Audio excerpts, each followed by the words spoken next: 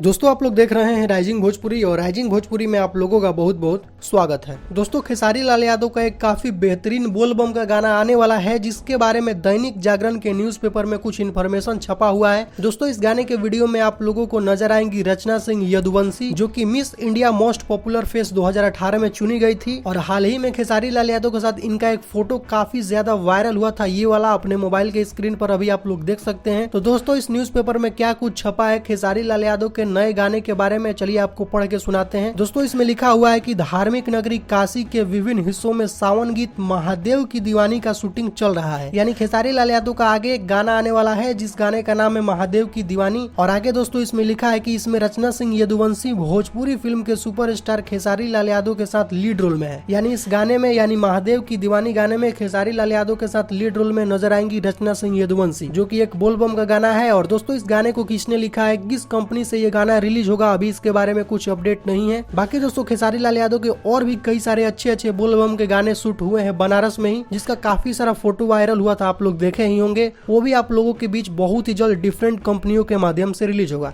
तो दोस्तों अभी का कुछ यही अपडेट है।